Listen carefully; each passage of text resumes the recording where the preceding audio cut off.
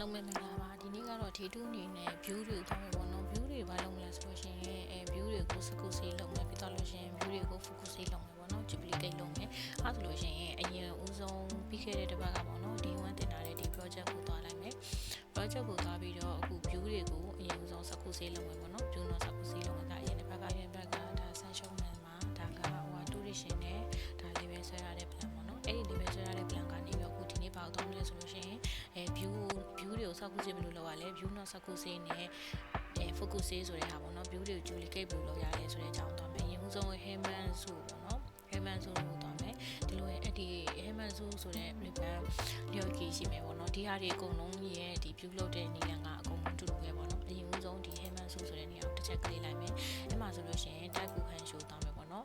်ဒီလိုမူရင်းရှိတဲ့ Heyman ဆိုကိုကကြတော့ဒါမူရင်းထည့်ထားဖြစ်တယ်သူက copy အနေနဲ့ view ကိုတခြားပြချင်တဲ့ပုံစံတွေရှာဖြစ်တဲ့အတွက်ကြောင့်ဒီမူရင်း view ကိုမလုပ်ဘဲနဲ့နောက် copy duplicate နေနဲ့ထားမယ်ပေါ့နော်အဲ့လိုရှင်ဒီနေရာမှာ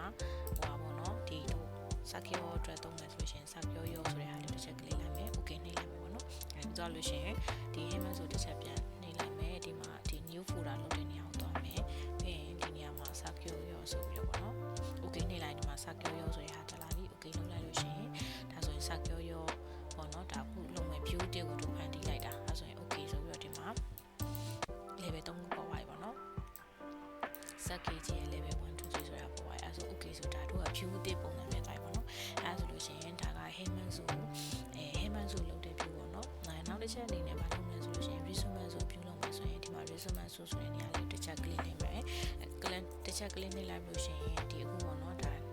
ဒီ key ကိုလေးတို့တနေရာမှာချလိုက်ပြီးလို့ရှိရင်ဒါ view တစ်ခုပေါ်သွားပြီပေါ့နော်အဲ့ဒီ view တစ်ခုပေါ်သွားပြီဆိုရှင်အဲ့ဒီနဲ့ဒီလိုပေါ့နော်ဒီလို view ရဲ့ hand ကြီးကိုဒီလိုမျိုးအချင်းချင်းလုပ်လို့ရတယ်ပေါ့နော်ကိုဘယ်လောက်တိကြည့်မလဲဆိုတာကိုအဲ့လိုမှမဟုတ်ဘူးဆိုလို့ရှိရင်လည်းဒီဘက်မှာဒီ property ဆိုတဲ့နေရာရှိရပေါ့နော် property ဆိုတဲ့နေရာမှာဒီမှာနေပါပေါ့နော်ဒီ home and click ကိုဆိုတဲ့နေရာမှာတို့ကဒီနေရာလေးကိုမှန်ချစ်ပေးပြီးတော့လုပ်လိုက်လို့ဆိုလို့ရှိရင်လည်းဒါ view ရဲ့ hand ကိုဆွဲပြီးလုပ်လို့ရတယ်ပေါ့နော်ပြီးရင်အဲ့ဒါကိုနားရှိ click ကိုလုပ်ပါပေါ့ click ကိုနားရှိပြန်လုပ်လိုက်တာမရှိတော့ပေါ့နော်အဲ့ဆိုဒီမှာ view အသစ်တစ်ခုဖြစ်သွားပြီပေါ့နော်အဲ့လိုမျိုးဆိုတော့နောက်တစ်ခုကပါလဲဆိုလို့ရှိရင်မှာပေါ့ view ထဲမှာပေါ့ diamond ဆိုပေါ့နော်ဒါ diamond ဆိုတော့မယ်လို့ရှိရင် diamond ဆိုတာဒီစမှတ်နဲ့ဆုံးမှတ်နဲ့တစ်ချက်ပေးရတယ်ပေါ့နော်ဒါဆိုစမှတ်နဲ့တစ်ချက်နဲ့ဆုံးမှတ်တစ်ချက်ပေးရတယ်ဒီမှာလဲအတူတူပဲဒီ view ရဲ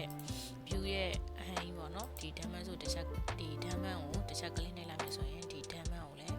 းကိုဘယ်လောက်ထိကြည့်မှလဲဘယ်လောက်ထိမြင်မှလဲဆိုတဲ့ဟန်ကြီးပေါ့နော်ဟန်ကြီးလုပ်လို့ရတယ်အဲ့ဒီအပြင်တော့ဘာလုပ်လို့ရလဲဆိုလို့ရှိရင်ဒီနေရာလေးပေါ့နော်ဒီနေရာလေးရာကြီးလို့ရှိမယ်အဲ့ဒီရာကြီးလို့ရှိတစ်ချက်ကလေးလိုက်မယ်ဆိုလို့ရှိရင်ဒါ diamond ရဲ့ဟိုကိုကလည်းပြောင်းသွားပြီပေါ့နော်ဒါဆိုလို့ရှိရင်ဒါ diamond စု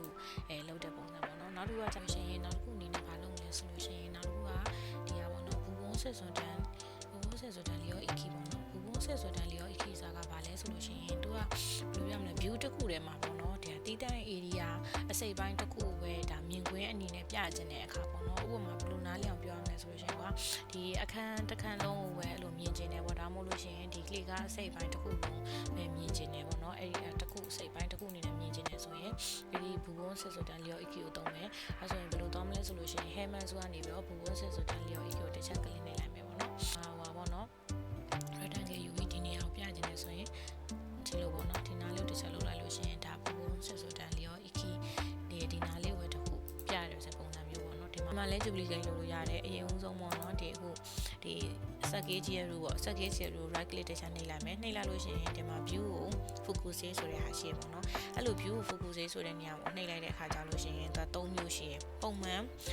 focus ပုံမှန် focus ရကြတော့ဒါ duplicate လုပ်တာဒါကြတော့ view ကိုပဲကူးတာကွာသူ့မှာဆိုလို့ရှိရင်ဒီ annotation တွေမပါဘူးပေါ့နော် scale တွေမပါဘူးနောက်တစ်ခုကကြတော့ short sound focus မဲ့တဲ့ focus ဆိုတာကကြတော့သူကဘယ်လိုပြောမလဲ annotation ပါသွားပြီเนาะ annotation ပါသွားပြီဒါ annotation ပါသွားပြီနောက်တစ်ခုကကြတော့short sign ဆို annotation ပါသွားပြီနောက်တစ်ခုကကြတော့juice ku focus ပေါ့เนาะ juice ku တို့တဲ့ focus ဆိုတာကကြတော့မူရင်း view နဲ့ချိတ်ဆက်ထားတဲ့ copy ကွာမူရင်းပြောင်းလို့ရှိရင်ဒီ view လည်းပြောင်းမယ်ပြီးသွားလို့ရှိရင်သူ့မှာပါပါလဲဆိုလို့ရှိရင်သူက annotation မှာပါသွားပြီเนาะအဲဆို annotation ပါသွားပြီဒီသုံးခုလို့ပြန်လွှတ်မယ်ဆိုလို့ရှိရင် focus ဆိုလို့ရှိရင် annotation မပါဘူးမူရင်း view နဲ့ချိတ်ဆက်မှုမရှိဘူးအဲဆိုလို့ရှိရင် short sound focus မဲ့တဲ့ focus ဆိုလို့ရှိရင် annotation ပါတယ်မူရင်း view နဲ့ချိတ်ဆက်ဘူးနောက်ကြတော့ဒါ auto တဲ့ focus ကကြတော့ဒါ annotation ပါတယ်မူရင်း view နဲ့ချိတ်ဆက်ထားတယ်เนาะအဲဆိုလို့ရှိရင်ဒီနေ့ဒါ view